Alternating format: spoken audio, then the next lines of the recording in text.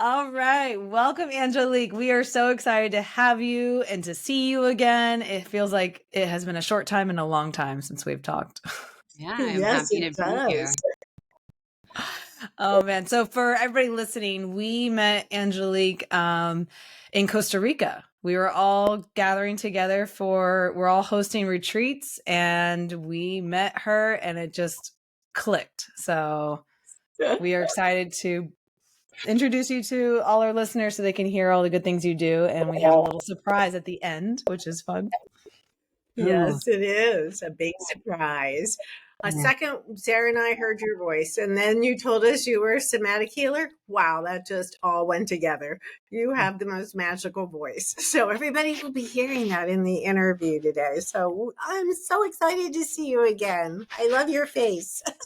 Um, Let's try to show some clips. Same. Yeah. It's such a pleasure to be here. I mean, and to hear people that do hypnotism say that they enjoy my voice, I take that as a compliment. Yeah. Oh, yes. It's a big compliment.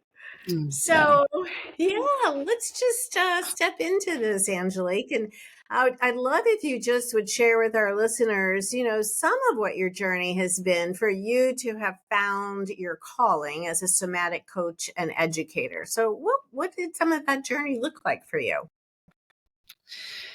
I think it was a long journey. When it began, there wasn't really a word like somatic. That wasn't a thing. There Mm. barely was an understanding around PTSD, let alone CPTSD and Mm. nervous system dysregulation or developmental trauma. I feel like we're just on the cutting edge, and this is like an up and coming field in a new language that we're all learning. So I think in the beginning, I started off at a very young, I was 18 and I worked the front desk at an inpatient psychiatric hospital, and that really just blew things open. So the first 7 years of my adult life, I was kind of in the most intense situations in regards to mental health. We're talking about a hospital that had short-term and long-term treatments for children and Mm. for adults. So I learned with the hard road.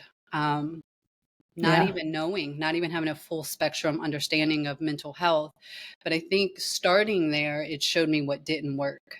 People repeatedly came back. And from that, you start to seek out, well, there has to be missing pieces. Why are the same people returning? Why are generations returning, right? Like we have parents on the adult Mm. units, but then we end up having children in the children's units. So there has to be these other connections, and that's kind of where all these other pieces began to fall in my life. I ended up veering away from just the cognitive understanding of mental health and emotional Hmm. health, and ended up moving deeper into the somatic parts and the spiritual parts to kind of bring that all together. And I think that's what I found. Every field that I studied in, there was this big missing part that I had to then take a turn and go, oh, shoot, what is this?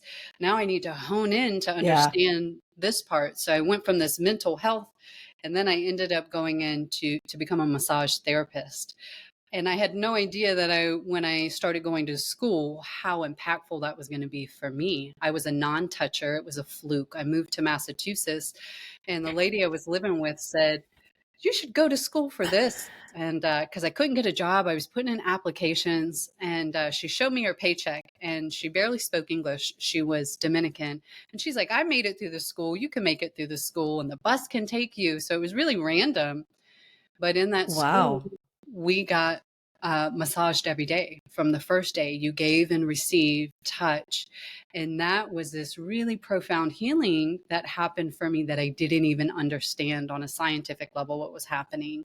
So that was kind of like the beginning of shifting gears. And I didn't even understand Hmm. through that program, nor do I think most massage therapists understand the full impact of what's really happening when you make that an art on a physiological level, what's happening. Mm. Well, and can we pause for a sec to kind of describe what somatic healing is, what a somatic coach does? I mean, we know somatic means the body, right? But what does that actually mean to be a somatic healer and to work in this way? Right. So soma meaning of the body. So really we're talking about Mm-hmm. body work practices. So there's a lot that a lot of us do that is somatic work, but maybe we're just less informed Mm-hmm. around the benefits of that somatic work. So people like massage therapists or yoga teachers, you could say you're already working within the somatic field. For me, I became educated in integrative somatic trauma therapy. And that's where a little branch off came. And the difference within that program is it begins to educate you around the language of how our mental and emotional bodies are connected to our physical bodies. So I would say that is how I would define the work that I do, is bringing those pieces together, introducing a language and explaining how those pieces come together and how the body has its own language. The language of the body is sensation. And that is what we tend to disconnect from Mm-hmm. when we're under stress or we have trauma. We begin to disassociate from sensation, and we begin Mm-hmm. to develop avoidant behaviors to avoid a Yeah. lot of those sensations that are occurring. Yeah. And so then as you coaching someone through that integration work, then you bring in certain exercises they can do, I'm assuming, and the languaging, and you work with them on that mind body approach, right? Absolutely. Yeah. So definitely physical practices, breath work, um, and education around nervous system function is really fundamental. And the development of a human being, I found I have to go all the way back to begin to explain the original attachment style, because so much begins as children. Our nervous system is developed Mm-hmm. by co-regulation that happens with the three people we're around most. So it's really important as adults, we begin to realize, oh, I'm having problems regulating my emotions or my thoughts. But we have to go all the way back to like, yeah, well, this began here. We learned how to regulate our emotions by these fundamental people in our lives. So when I say that to people, their faces are just like, ah, shit. Because they're thinking of their parent or their grandma or grandpa, whoever Sure. raised them, Yep. and realizing their windows Mm-hmm. of tolerance for so much in their life has been dictated by the very people who developed their nervous system function with them. When a baby is in utero, the first thing we see is the nervous system development. So we know that when you are inside of your mother, you are already being affected by the state of health that your mother's in. Mentally and emotionally, the chemicals running through her body are part of your predisposition as a child when you're born. Mm-hmm. And that's like even when Sarah and I do past life regressions and we go back through the fetus and being in the womb and the reluctance, no, I'm not ready to come out and live this soul contract. And we can see anxiety in the womb with them when we're doing that. So what you're saying exactly explains all of that. And Mm-hmm. my question would be, Angelique, so it was so many people say, oh my gosh, well, I didn't get this wonderful, healthy attachment, growing up. Am I screwed for life kind of thing? What can I do with that? And I'm sure this is what you address as a coach, correct? Yeah, absolutely. I think the blessing is neuroplasticity continues as we're adults, right? So it's Mm-hmm. constantly changing according to the stimuli that we come in contact with. So really recreating environments, just like recreating our family dynamics with new people, even if our old ones don't work, right? Mhm. Creating that new family in our Mm-hmm. life with new ways of functioning is important. And that's where for me, co-regulation and conscious touch come in. So I really work with people within partnerships and with their children, learn how to use touch in the original form. Whatever we missed when we were children. I heard a speaker say once, when you hear people say like, "Oh, you're just being needy." The truth is, if we're needy, it's because we've lacked something. Often we It's an we were unmet need. yeah. Right. And so we play Mm. this out within our partnerships and these close, intimate relationships unconsciously, thinking our partner is lacking. But really, we lacked way before we got within that partnership. Mm. So interesting because it's you're healing the attachment style in the moment. right? Through that intimacy and rewiring and the conscious touch with the partner or your child or a family member, somebody who is safe with you. And I know creating safety and connection is one of your, core values of the work you do. And so what does that look like when you are helping people to, a lot of people come to you because they have dissociated, like you said, from their body. And so they are trying to find their way back to safety within. And so how do you foster that element within the people you work with and the spaces you hold? Building relationship. Every person that comes to me, it's very apparent that they're not quite sure how to be in the presence of honesty, of truth, emotional honesty and truth. So the first thing I have to do is really establish relationship. And a lot of times it's the first established healthy relationship that they have. And I think that's what most therapists, talk therapists also see. Yeah. You're the front line of helping rebuild what trust looks like or what trust really is, what having someone, hold space looks like. And what is holding space? It's really holding someone in their fullness, holding them in their entirety, and learning how to be okay with whatever state that is. And for me, it's dark. There's a lot of crying. There's a lot of repressed anger. There's a lot of uglier emotions that people are repressing. They've never had a place to say, I feel this way.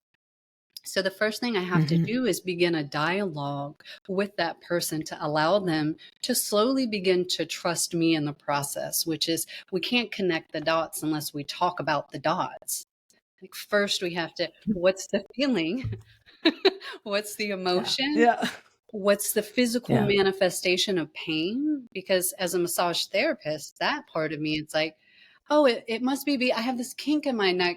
It must be because I'm sleeping wrong, but your neck has been tight for 5 years. I've worked on you for 5 years, that is not because of your posture. And that's where understanding tightness in the body, armoring comes with people who have a disrupted nervous system. There's a cue. The nervous system says to the muscle, tighten and prepare because you're unsafe. This is unconscious that happens. So that armoring is very distinctive in people who, I say have trauma, but you don't have to just have trauma to have chronic armoring, right? You can just be in a constant state of stress that turns that nervous system into the sympathetic function, and then everything becomes hardened and then just gets stuck in a loop that way.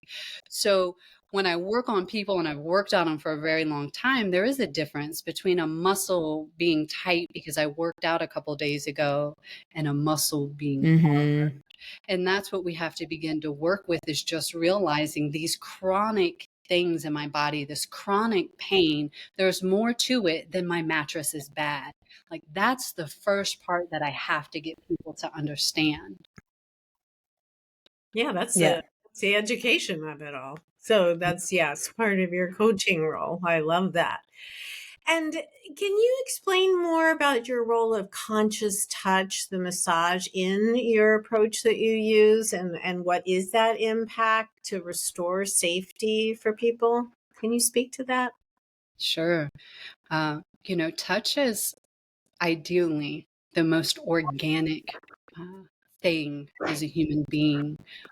Studies show us that children who aren't touched, their brain, it shrinks in very specific areas, right? And we've seen this through animals as well. Touch helps to develop the nervous system and the brain. So ideally, when a mother gives birth, that is the first thing that is supposed to happen, is that 10 minutes of connection immediately when the baby comes out. And you think about, like, at a sensory level, being a baby who doesn't breathe, and now all of a sudden you have to do something you've never done.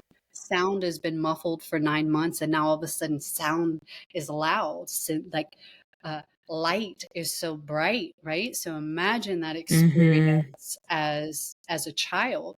We inherently do things to babies like rocking and patting and Yeah. humming, all of these things, also known as stemming behaviors for people who are autistic or neurodivergent, it helps to regulate the nervous system. We do that, or nobody tells us to pat. We just begin to pat when Yeah. the baby gives us a cue with their sound, with their cry, with their eyes.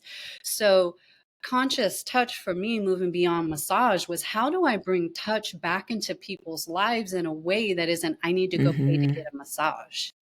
How do I teach partners, and how do I teach parents, and how do I teach friends and sisters how to bring touch in the life where sex is not the reason we're touching? Because that's a big part within intimacy coaching, is touch has become sexual in a way that doesn't allow nourishment and nurturing to occur, right? Like it's like, oh, you've got from 0 to 4 years old that touch is soothing, nourishing, and nurturing. And then after that, we keep our hands to ourselves, you know?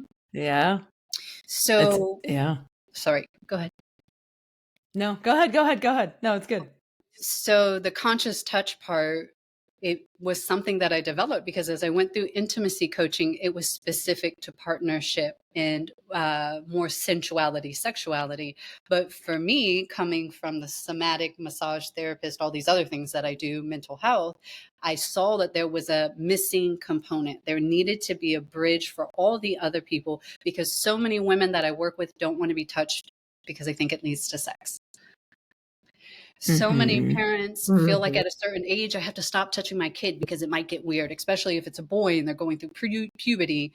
So I really felt the need to develop something to introduce safe, nourishing, therapeutic touch that can be done right in our homes, where we can start to create healing around nourishing and nurturing each other through touch, which activates the parasympathetic system, that rest and digest system.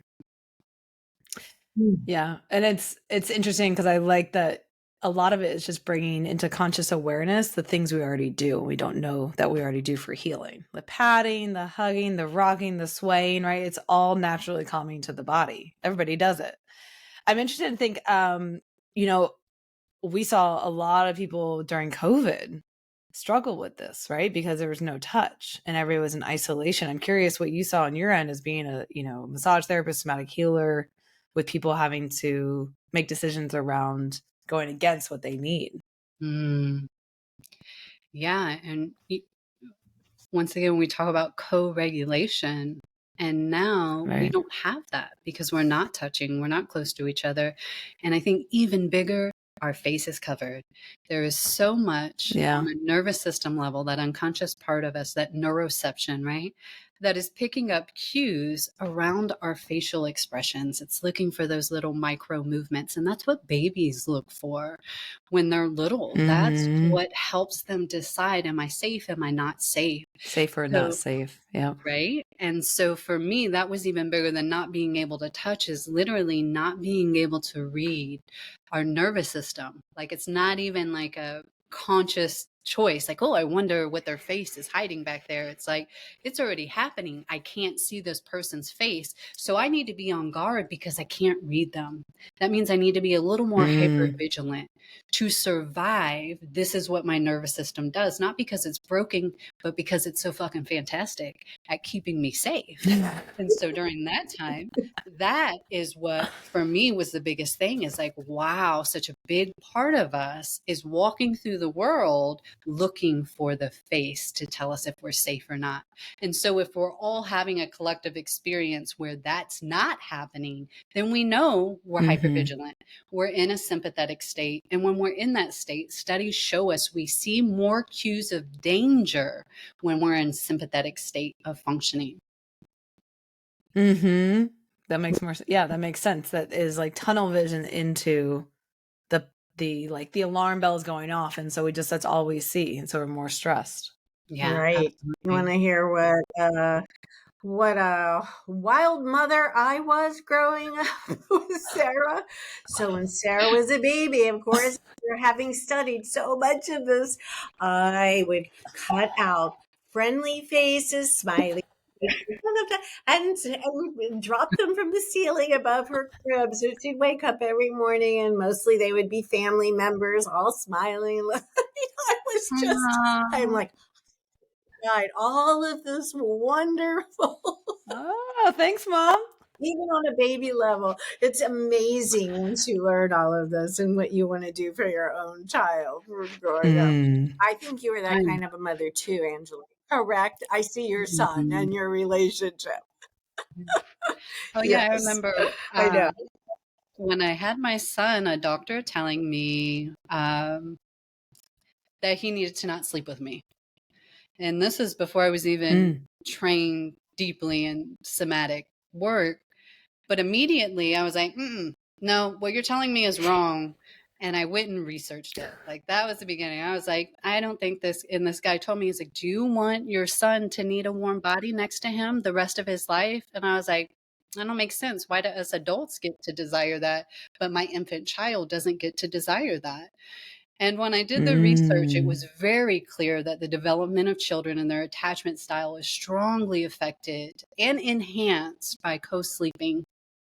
So Mm-hmm. that was my fuck you to that doctor, you know? So as I continued to become a specialist in these things, I was so glad that I didn't allow his judgment to overrule my Yeah.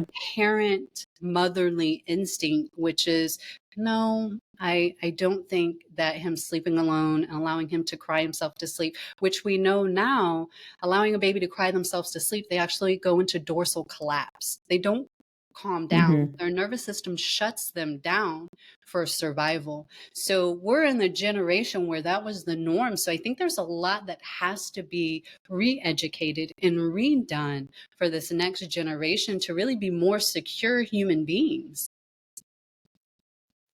Yeah, good point. Mm. Which is good. So then people will not need to do all this somatic healing and hypnosis into their child life to heal and rewire. Although what is really good, you talk to it, the neuroplasticity, is that we all have the capacity to rewire our brain and to shift these and to completely heal the trauma and to step into secure attachment and a secure nervous system, which is, I think, the best thing I've ever read. It's the gift Yeah. to ourselves, right? It's the Mhm. yeah.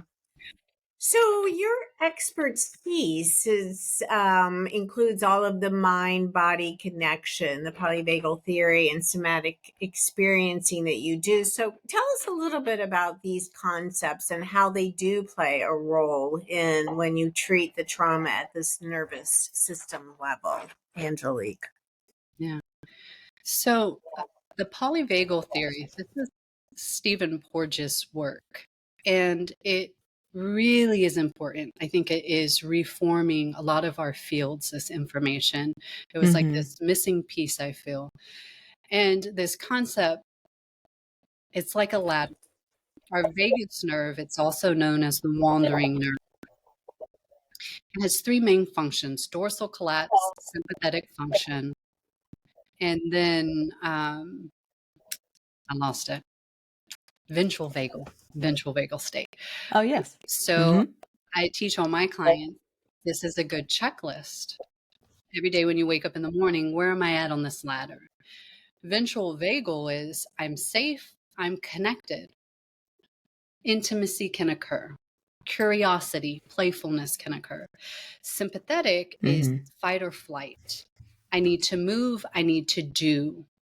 I am active, I am engaged, which isn't always bad unless you're just in that state all the time, stuck there. Always. Mm-hmm. And then we have dorsal collapse, which is the freeze fawn. I don't even want to get out of bed. I'm hopeless. I'm helpless. So, understanding this ladder every day when we wake up, it's a good question to ask ourselves, where am I at on that ladder? And how can I Mm-hmm. move with more flexibility between these states? Because they all serve a purpose in our survival.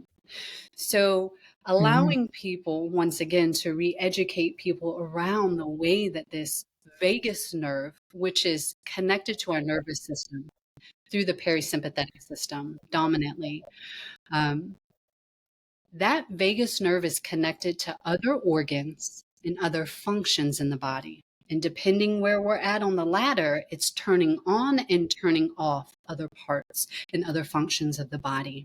So once again, if I'm in sympathetic, I'm going to cut off supply and blood flow to these other areas because I don't need them to survive, but I can utilize them in these other areas so I can run faster, jump higher. But once again, if I don't know how to come in or out, or if my nervous system doesn't know how to shift gears back into ventral vagal, where it's like, oh, now I'm cool, I'm calm, then I just get stuck here. And now those areas that got turned off, they begin to get depleted of oxygen, blood flow, nutrients. Also the immune system. There are huge numbers around autoimmune disease and unhealed trauma. This is one of the biggest reasons I began to study so deeply trauma, because I was diagnosed with an autoimmune disorder. And my doctor told me, oh, this is just what happens to women after 30. And I just thought it was the most ridiculous thing he could tell me. And then when I went on to study, it was like over 80% of women with Hashimoto's autoimmune disorder, well, over 80% of people with Hashimoto's were women. And I thought to myself, why? This just happens after we're 30, 80% of women get an autoimmune disorder? No, that doesn't sit right. So as I went down this rabbit hole trying to heal myself, every time I got to the bottom of the rabbit hole, there was someone talking about unhealed trauma. And that's where it began. I was like, well, obviously I need to learn more from these people because they keep leading this back to trauma. And my doctor doesn't know this. These doctors I'm going to have not mentioned anything to me about trauma having anything to do with autoimmune disorders. So for me, the chronic health issue, it's through my own journey that I got pushed down that road. And I had to find people who were speaking that language and could speak to autoimmunity in a way that most doctors cannot. It's still like most autoimmune diseases are like ghosts. No one really knows. But now the people who work in the field of trauma are going, no, we know. We know exactly what's happening. This creates this, that creates that. And we see this with a lot of people with CPTSD in particular. There's such a chronic unsafeness. The inflammation is so severe in the body. The immune system is overrunning and attacking the body itself. And we're beginning to link this to literally the way the mind is processing self-hate, self-loathing, people who have had numerous traumas happen on top of each other. And they say trauma isn't what happens to us, it's the lack of support when the thing happens to us, which tells us a lot about the co-regulation part of trauma, the nervous system, and health and chronic diseases in the body. So interesting. Do you remember on the when we were in Costa Rica, I shared that I also have Hashimoto's? That's right. I forgot until you just brought it up. That's right. So now I'm just like digging in here. I'm past 30 and I thought I healed all my trauma, but man, oh man, there's probably some stuff deep in there that's still unresolved, which I've read about this too, but it's really interesting to hear how you've researched so much and you keep seeing it linked, because you see this in all these autoimmune diseases. And I mean, nearly every client, kid or adult who shows up has some kind of GI issue, right? That's one of the first reasons that doctors, it seems like that's one of the things that people now know is when the gut is all messed up, it's something emotionally happening. And so that is one piece I've seen is becoming more normalized. As a stomach ache is not usually just a stomach ache. Right. And that but when left untreated, it starts to become more and more intense, and you see people get much bigger diseases around that. Yeah, and that's when I say that vagus nerve we were just talking about has these branches that come off of it. And we have a lot of those branches from the vagus nerve that go into the digestion part of the body in particular. So this is linked to that vagus nerve. And what's important about the vagus nerve is they have linked the tone of the vagus nerve. Imagine it like a muscle.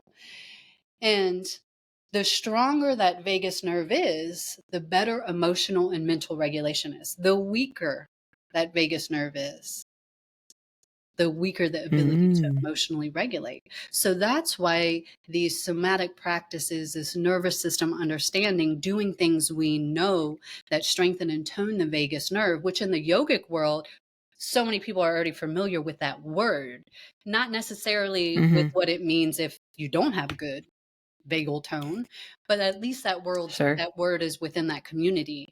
But that's how I like to tell my clients is like, we're exercising this thing like a muscle, because now we have enough research that can show us that its quality is dictating the quality of all these other things. Do you have any so well explained? Any practices I love that the you've seen explanations be that really you helpful give to your clients in regulating their body and activating the vagus nerve, or just coming into like a more regulated nervous system? Any of your like favorite practices that people seem to like? Vibrational breathing, the bumblebee's breath. So sound. Oh yeah. The vagus nerve has branches that connect to the ears. And one of the things we see in people with trauma is the inner ears have been altered. So they have this, they have been altered to pick up lower frequency sounds, to pick up predatorial sounds. Oh, for safety. Yeah, for safety, for survival. It's an adaptive thing that occurs. And vibrational breathing, also sound therapy, the singing bowls, the drumming, it is helping in particular with those branches that go into that ear. It's stimulating that vagal nerve. So when you do the vibrational breathing, you're adding the sound with the breath work. And the breath is so important. When we do the extended exhale, it is what shifts the gears in the body. We have come to know that we can change gears by doing specific things with our breath, which is really, really cool to see when they scan the brain and when they scan the body. Like, we can see the change in the brain waves when we use particular breathing patterns and how we're breathing. You know, they say mouth breathing is like the quickest death. I see everybody looking around. Mouth breathing is a quick death. So nose breathing, I think with a lot of my clients, that is definitely something I hone in on. Where are we breathing from? The nose or the mouth, the chest or the belly? You know, really starting to bring in the understanding that we can turn this key and it opens a door. And that's what breath in particular can do. And it's simple enough. I feel like sometimes yoga is intimidating for people who have no practice, especially when you're over middle age. And it's like, you want me to go do what with my body in a group of people? They're not there. But yet they know they have issues. And something like breathing, that's more within their window of tolerance. Wasn't that the vibrational breathing you did, Angelique, when we went to the waterfall, and that became everyone in the group chose to have the others follow? Wasn't that vibrational breathing you did The sound, with yeah. sound? Mm-hmm. Yeah, Yeah. I thought so. And that's why That was a singing, great experience. yeah, singing does Yes. the same thing. Yeah. It is also another way to tone the vagus nerve. It's simply singing. Yeah. You know, we had a while ago, we had another somatic educator come on here, and she talked about how when you use sound, it is a cue to your nervous system that you are safe. Because if you are unsafe, we will curl up in a fetal ball, we'll get really small, and we'll get really quiet. And so part of the practice is when you expand the body and you make noise, that is also this cue to the body that is it is okay. And so it helps to regulate yourself. Very cool. Yeah. So I would say a lot of people probably are not familiar with the term neural repatterning. Could you explain what it is and how it does contribute to the healing process? I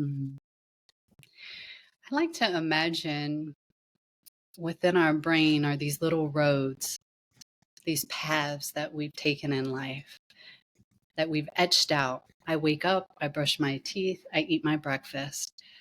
That's a pattern. I do this every day. And now there's this pathway, right? Every day I walk that road. and the dirt gets packed down and I can see that path clearer and clearer, right? So that's a strong pathway because I walk down it every day of my life. And when we think about our behaviors are these patterns, like that pathway. This is what I do. When we get older, sometimes we realize this pathway doesn't serve me. Actually, I don't want to go down this road, but I keep going down this road. I can't stop my legs from going down the road because now, 90% of what we do is unconscious. We're just going by that neural pathway. So when we go into healing, what we're really trying to do is create a new neural pathway, which is I need to walk a different way when I wake up. And I need to do it so many times that that pathway becomes just as predominant as this other one. And if I stop walking down this one, then the grass will start to grow over the pathway. It will become weaker. And this new one will now become stronger. So when we talk about repatterning, we're trying to create new pathways that lead us in a different direction so that we can weaken these old ways of doing things, something like addiction. When I feel this way, I do this thing, I smoke this cigarette, right? To create a new way. You see people, it's like, okay, I quit smoking, but I have to eat a lollipop. When I have a craving, I'm going to eat the lollipop. I'm creating a new pathway, a new road I'm going to go down. And that's what's happening in our brains. We're building these roads with our habitual behaviors. Nice explanation. Thank you. Yeah. It's so interesting. So, his mom. It's interesting that you explain the neural pathways that way, because pretty much that's what we talk about so much, Sarah, don't we, with our soul coaches. And you've also been taking, the soul coaching program. So it's all that mind, body, spirit approach in every single repatterning that we're trying to create, whether it's serving us or not. So I love your explanation of it. That's great. So, yeah, what about, so you are a registered intimacy coach, which is a very cool thing. We actually had a intimacy coach on that 90-day series I was on. That was very different, I think, than the work that you're doing, because can you explain how that concept of intimacy actually intersects with somatic healing and what people can gain from looking at that connection? Sure, I would love to. I feel like it's probably one of my more taboo titles that people tend to go, what is that exactly? But this is the thing. Intimacy can only be had in a ventral vagal state, right? And I work with so many women in particular. Like, there's a collective consciousness around intimacy and the way it's experienced in life that just doesn't work. There's a lot of sexual dysfunction, and there's no way to address sexual dysfunction without looking at somatically what's happening. Why am I not connecting? What's my relationship with pleasure, with sensation? We have a big collective shadow around sexuality and sensuality. Once again, touch. What is and isn't appropriate? It's either for sex or it's not happening at all. So a big part of intimacy, what I work with, versus how can I have better sex? It's how can I be in better relationship so that whatever I do in the bed is awesome, because emotionally and mentally and physically, I am more aware and I'm more primed. I'm more able to connect with honesty and truth. And that's what I find as an intimacy coach. Most often what is missing is safety to be emotionally and mentally intimate, not to be physically, because we can disassociate from our physical bodies and take it as long as we need to take it. The part that's missing is how can I emotionally and mentally arrive to a place of intimacy with someone? It doesn't even have to be a sexual partner, and say how I really feel, say what I really like and what I don't like. And what I do is I work with a lot of people around body mapping. Most people, it's like, well, what do you like and what you don't like? I don't know. Are there any parts of your body you don't like touched or massaged? I don't think so. I think it's all fine. So I really work with people. One, we don't use the word fine. It's yes or no. Do we like this or we don't like it? Are we going to take it or are we going to leave it? So once again, it's retraining people how to use language to build intimacy through radical truth. Like, it's not personal whether you like something or not. Your senses are like this. What you sense is good, what you sense is bad. That sensation is good or it's bad. And what I have found in relationships is there's so much emotional mental discord that it's like, I can't tell you I don't like that without you personalizing that I don't like that. So then I stop telling you. I just take whatever you're going to give me. And inside, I know I'm not satisfied, but I feel too guilty to tell you because really I'm insecure here. We're in an insecure dynamic now. And then we have a lot of sexual dysfunction that comes from that because we're not connected, because we're disconnecting from our bodies to have whatever we think our partner wants us to be having to make them happy. But really, it's just this domino effect that creates a lot of deeper held issues within relationships when that intimacy can't be there emotionally or mentally. What's so good is that it's around intimacy and relationship, but so much of what you're saying, it's around a relationship to yourself. And the more you get honest and authentic and truthful with yourself, then you're able to mirror that out with the other person.